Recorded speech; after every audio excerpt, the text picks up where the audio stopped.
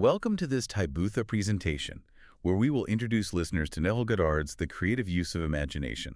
I'm Paul. And I'm Mary. Today we're embarking on a really fascinating exploration of a series of Neville Goddard's 1952 lectures. These were generously shared through a listener's donation of notes, actually. Yeah, that's great. Yeah, and what struck me immediately, Paul, is how these insights they beautifully connect Neville's spiritual concepts with, practical psychological tools. Exactly, Mary.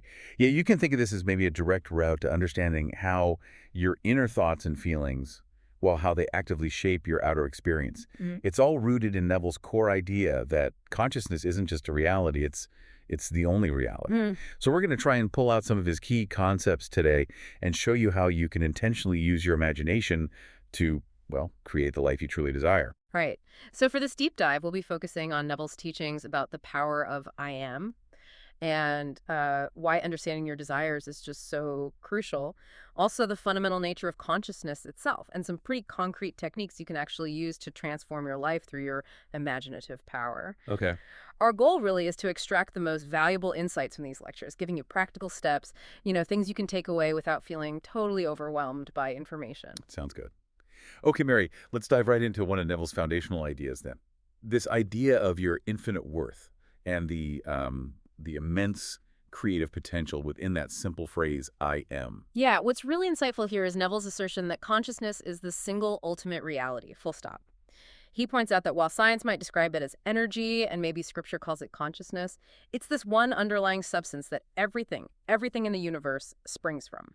And for each of us, our individual consciousness is like the very center of our personal universe, right? It operates almost like a mirror, constantly reflecting our current state of being back at us in the form of our life circumstances. Precisely. And Neville offers a really useful definition of a state.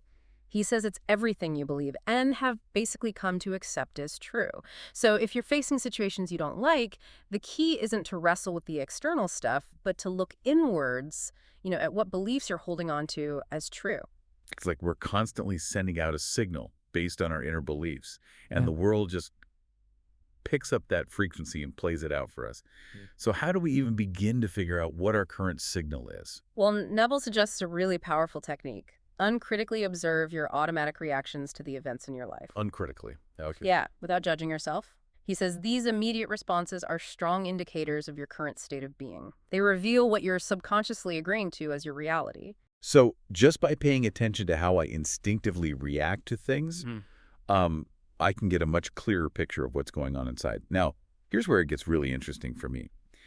Neville says, we can actually rebuild our world by intentionally shifting our level of being through this process of self-observation. Exactly.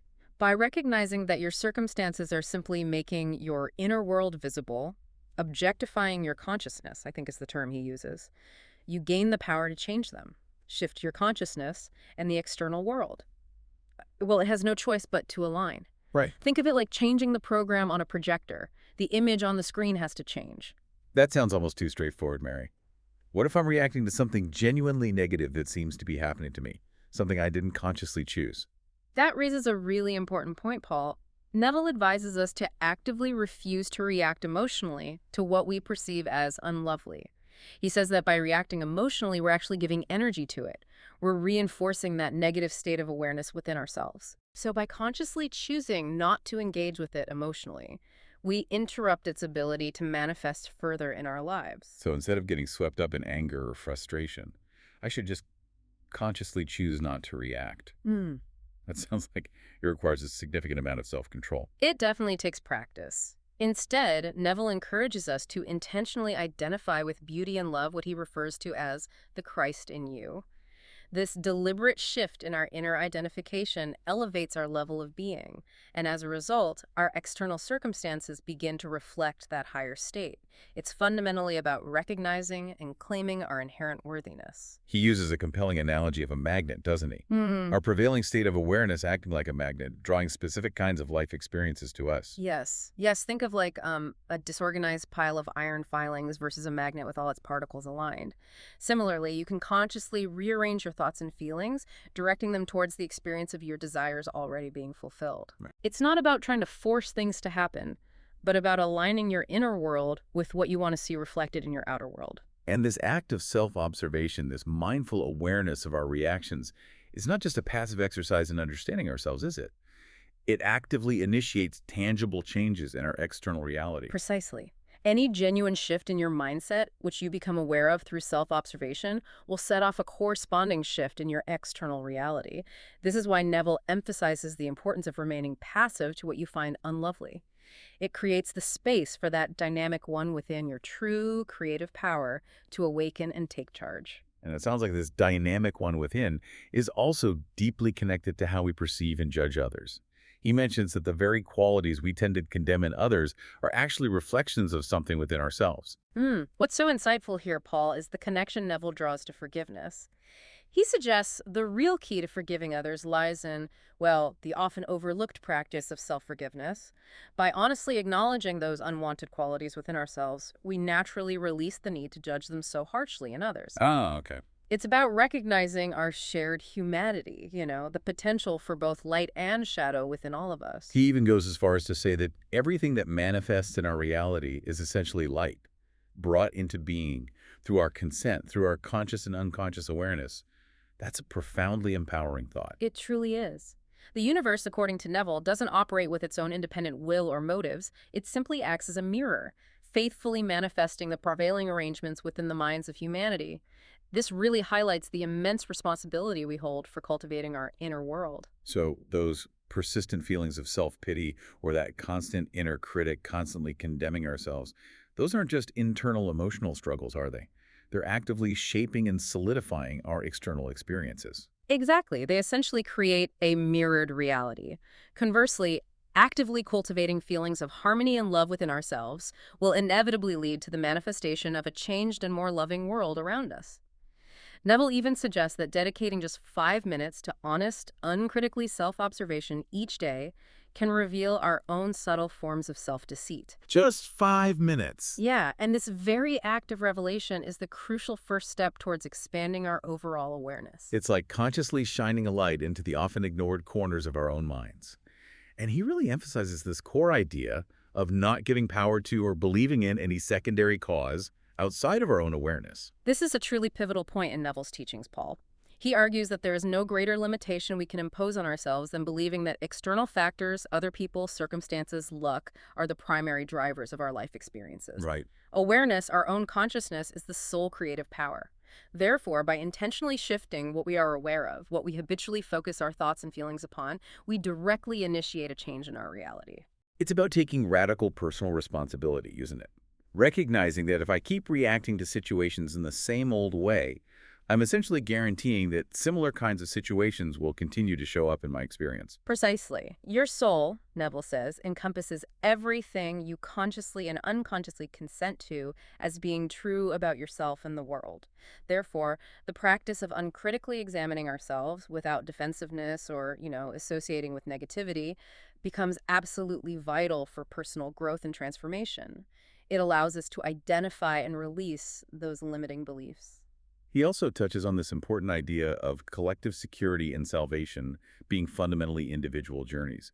That really resonates with this core theme of personal responsibility we've been discussing. Yes.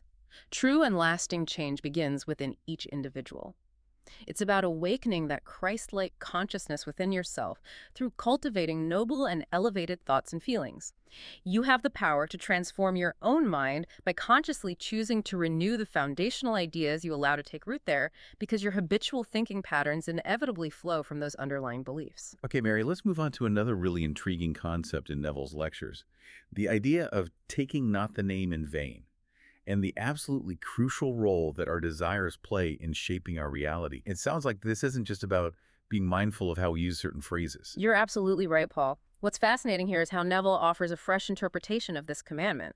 He connects the act of taking the name, I am, in vain, not to uttering specific words, but to the experience of missing your desired state. That's what he identifies as the real sin. Missing the mark. Exactly.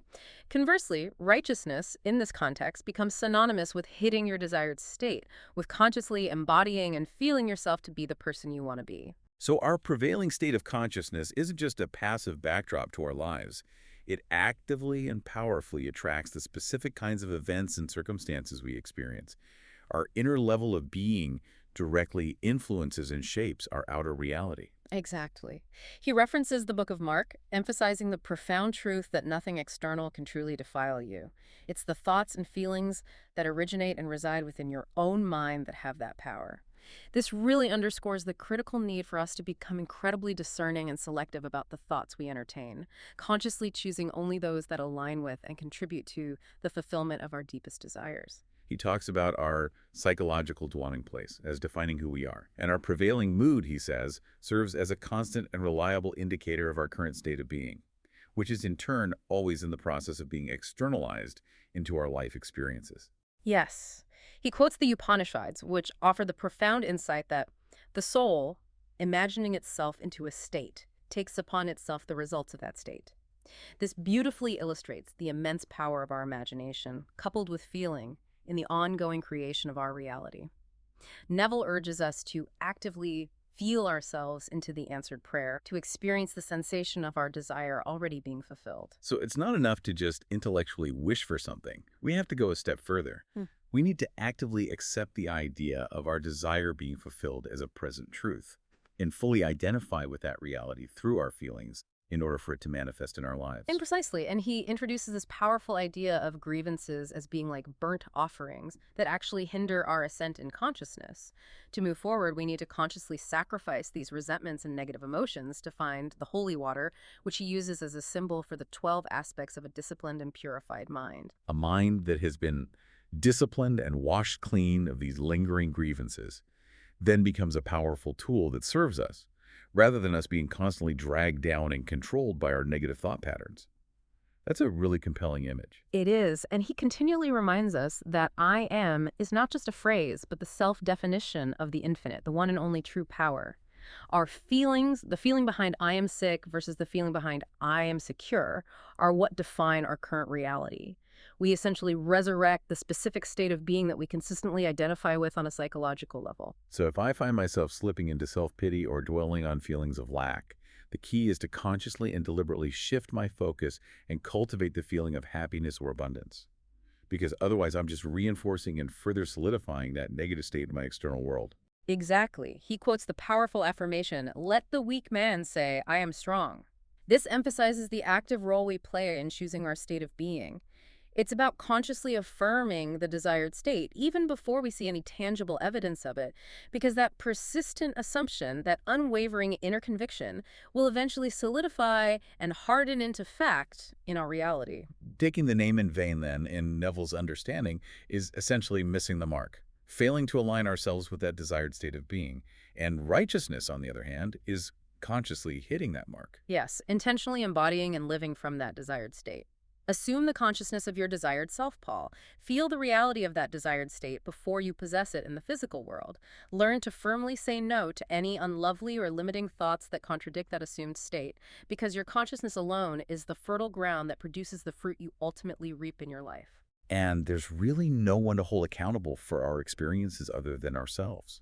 They ultimately come about through our own conscious or unconscious consent. That's a pretty sobering thought, but also incredibly empowering. It is. So we need to consciously give our consent only to lovely thoughts and the feeling of our desires already being fulfilled even before we have any sensory confirmation. We need to actively choose to sacrifice that deeply ingrained animal instinct of dwelling in suffering and self-pity. He talks about the tongue of your mind, the ongoing internal conversations we have with ourselves being incredibly powerful creators of our future experiences. That's a potent reminder to pay very close attention to our inner dialogue. Tame your mind, he advises, echoing the biblical teaching, "Blessed are the meek." Clothe yourself with feelings of joy.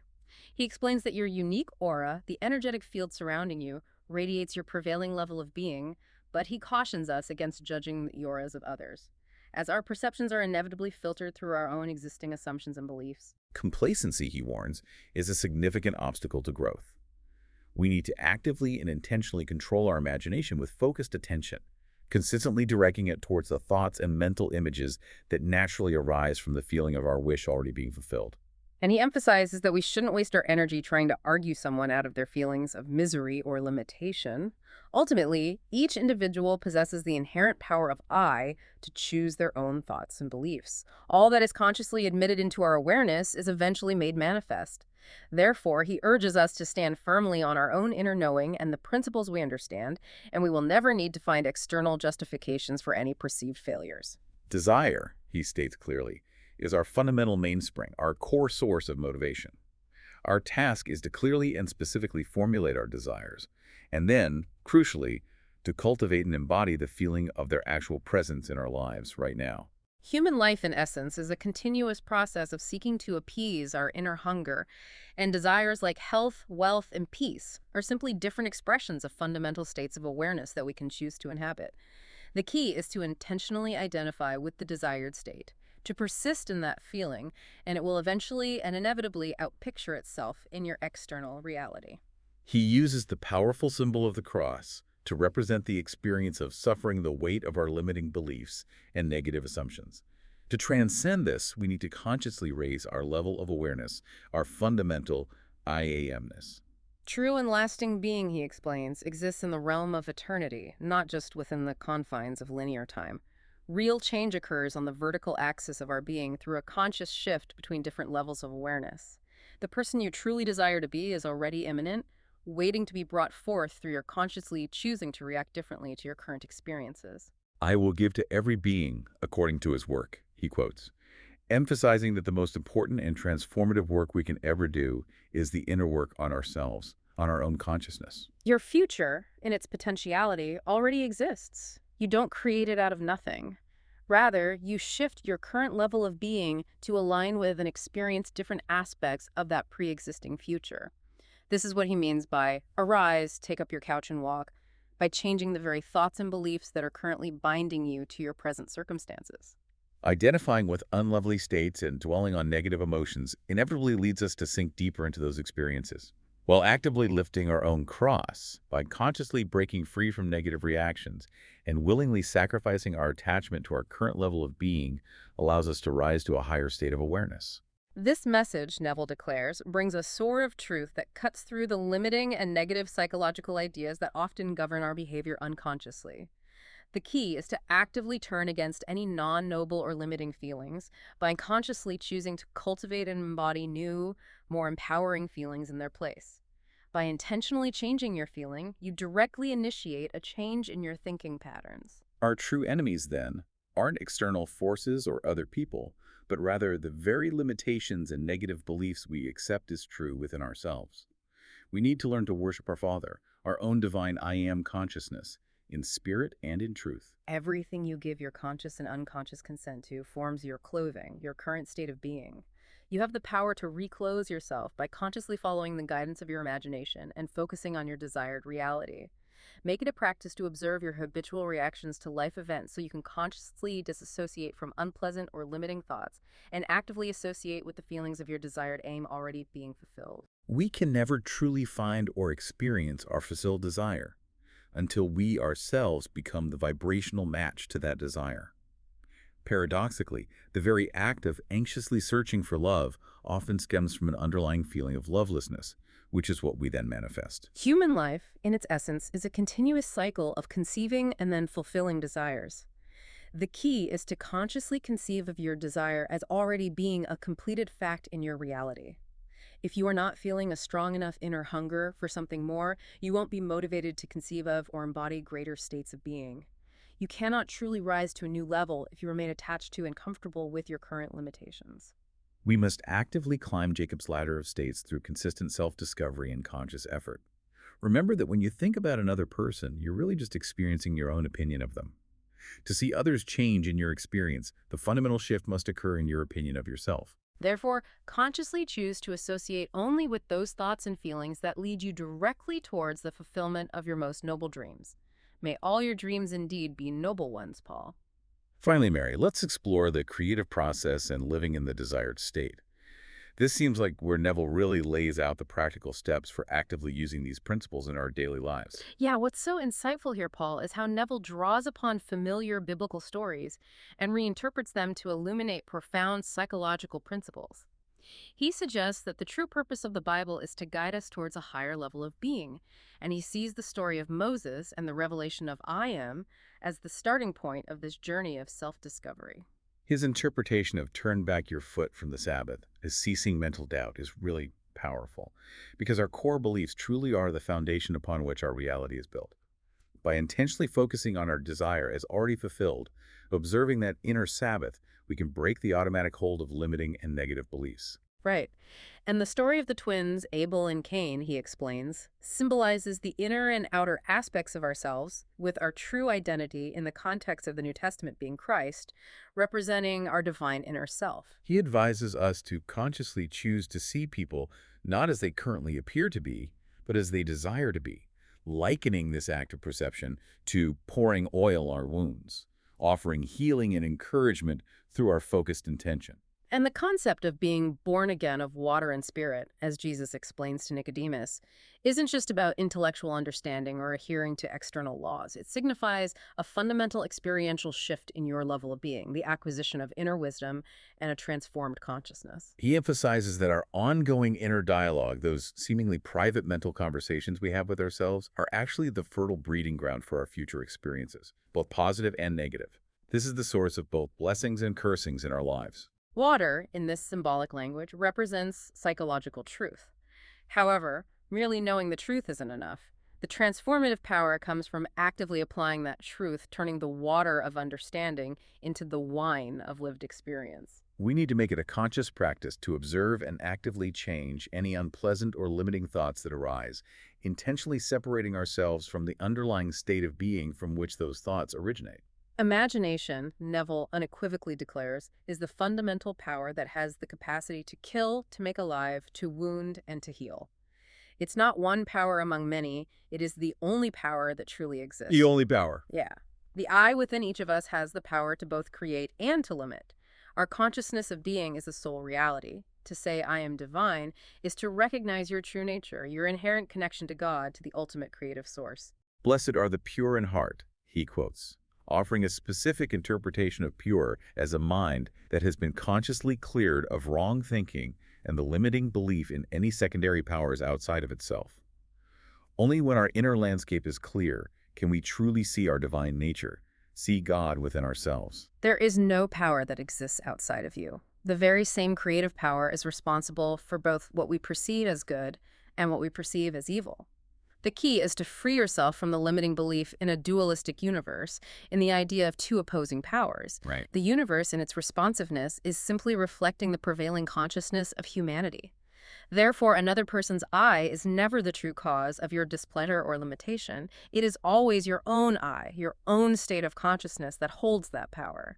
No man shall imagine evil in his heart, meaning within his own mind. A heart purified of negative imagination enters the order of Melchizedek, which is a symbolic representation of the eternal I Am. The ability to discipline your own mind is crucial, because only a disciplined mind has the capacity to consistently maintain the feeling of a wish already fulfilled. If your imaginative act hasn't yet manifested in your reality, it's a clear indication that you haven't fully severed your psychological ties to your previous, less desirable level of being. We need to actively break our ingrained mechanical reactions to life events in order to change the overall trajectory of our lives. Practicing non-judgmental self-observation is key here, and it helps us avoid the trap of justifying our current state, and allows us to consciously step into a new, more desired reality. The goal is to establish one unified I within yourself, consciously rooting out any lingering beliefs in secondary causes or external powers that might seem to be controlling your life. Okay, so the practical step then is to clearly define your objective, to vividly imagine and feel its fulfillment now. What would your physical surroundings be like? How would people react if your desire were already real? Exactly. And repeat this focused, imaginative scene over and over until the feeling of accomplishment, the sense of already having what you desire, is fully assumed. Remain steadfast and faithful to this assumed state, Paul, for within that assumption lies all the necessary plans and the inherent power for its manifestation. Importantly, Neville emphasizes that you don't need to take any physical action in the external world to make this happen. Your inner work rearranges your mind, and your mind will then naturally externalize what it has come to accept and confirm as true. The kingdom of heaven, representing the multitude of possible states of being, is not a place you go to, but a condition you enter within yourself. You leave behind unwanted states of being simply through the conscious act of assumption, by fully embodying the feeling of your desired state. It can often feel easier to succumb to self-pity or dwell on limitations than to actively cultivate a new state of being. But Neville stresses that we must willingly give up those old familiar feelings if we truly desire to enter a new reality. You are the one who must uproot those weeds of self-pity and the belief in external limitations from your own inner garden. Make it a practice to observe your reactions to life, but consciously choose not to identify with unlovely or negative states. Actively sacrifice your hurts, your grievances, and your resentments on the altar of your consciousness. Test yourself regularly. Remember that any fault you readily perceive in others is ultimately a reflection of something that exists within you. Turn your attention inward to find that Christ-like potential, that hope of glory within yourself. Expanding your mental understanding, consciously removing those limiting and incorrect thought patterns, reveals the fundamental truth that all is consciousness. Clinging to the belief in secondary causes is ultimately a futile and disempowering battle. Emerson wisely said, "Man surrounds himself with his true image." Take this to heart and consciously begin to build your desired world from within. Your mind is the blank canvas upon which you paint your reality. Boldly claim that your desire already exists and actively feel yourself at the very center of that fulfilled state. Ultimately, the reality you experience is directly dependent upon you and the intensity of your desire, coupled with the feeling of its fulfillment. Always look within. Your own consciousness is the sole and ultimate cause of everything in your experience. According to Neville, the only true cause of failure in manifesting your desires is the absence of that inner feeling of the naturalness of possession. Yes. The degree to which your desire is fulfilled will always be proportionate to how natural and real it feels to you in your consciousness. What doesn't feel like your natural state of being simply isn't your true nature. When Jesus said, "Ask in my name," he meant ask in my nature. Ask from the feeling that you already are the person who possesses your desire. Believe that you have already received it at the very moment you pray, and actively feel yourself into the reality of your wish fulfilled. The effect you experience in your outer world will always be a direct reflection of your inner consciousness. You cannot experience an effect without first embodying the corresponding cause within yourself. If your desired state doesn't feel natural and believable to you, you won't be able to externalize it into your reality. Therefore, have unwavering faith in what you are consciously aware of being. For that consciousness is the very substance of what you hope for and the underlying cause of all the phenomena in your life. Perverse, in this context, means being turned in the wrong direction, lacking a clear and focused aim. Don't allow the constant barrage of external news and opinions to divert you from your chosen path. Instead, consciously wear the mood of your desired success until it becomes your natural and dominant feeling. Importunity, which might sound like brazen persistence, is actually about consistently holding on to your assumption of your wish fulfilled, even when your sensory experiences seem to contradict it. Exactly. The world, in its malleability, will eventually mold itself to your persistent state of mind. Continue to persist until the feeling of your fulfillment becomes your natural and unquestioned reality. Real and lasting changes begin at the precise moment that your desired state starts to feel completely natural to you. Persist in that feeling of your wish fulfilled, much like Jacob wrestling with the angel until he received his blessing.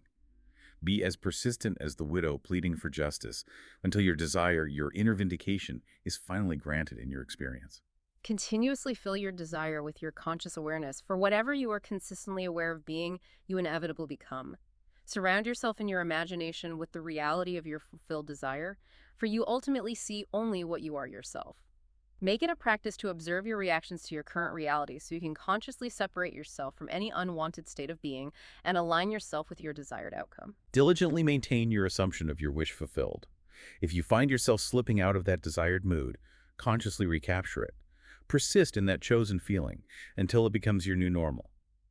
Neville warns that a great failure is to perpetually construct the mental image of your desired state, but constantly deferring the actual feeling of living within it.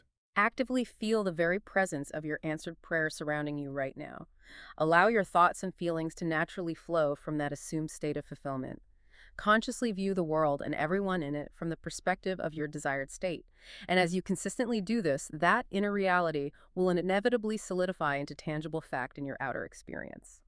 You are the one who ultimately determines the timing of this externalization. A disciplined mind, consistently focused on the feeling of the wish fulfilled, will always outpicture that desire. Conversely, clinging to the belief in secondary powers or external limitations only serves to delay its manifestation. Remember that awareness is the power of the word. It's divine and unified, not fragmented. There is ultimately one I am expressing itself on countless different levels of consciousness. The inner desire claiming its fulfillment, much like Jacob wrestling for his blessing, is finally born as your new reality, your Israel, when the inner struggle and doubt are overcome. Your true and fundamental name is I am. Your dominant mood, the feeling you habitually dwell in, is your true nature.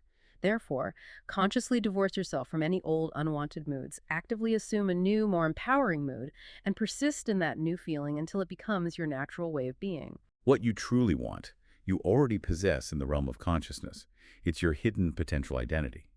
Your task is to acknowledge this inherent reality, to consistently maintain that feeling of already having it, to practice that brazen impudence in the face of contradictory sensory evidence.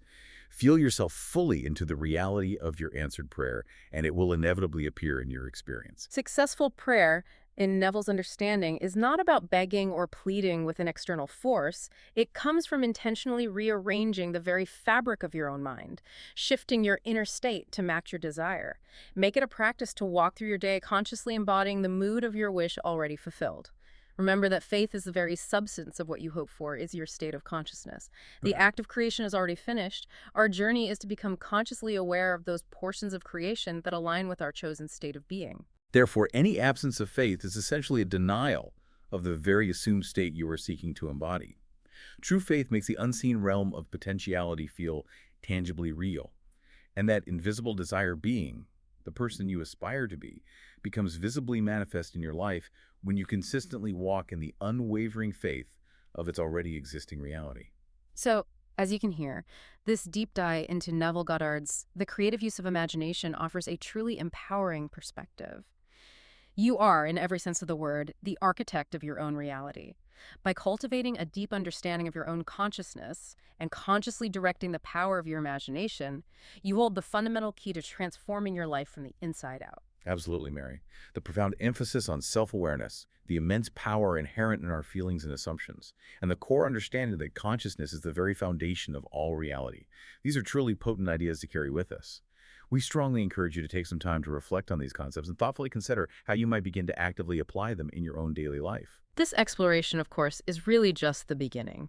There is a vast wealth of wisdom contained within these lectures, and we sincerely hope that this presentation has sparked your own curiosity to delve deeper into Neville Goddard's teachings. What stands out to you, our listener, as the most compelling and potentially transformative idea we've discussed today? And as you move through your day, perhaps consider this.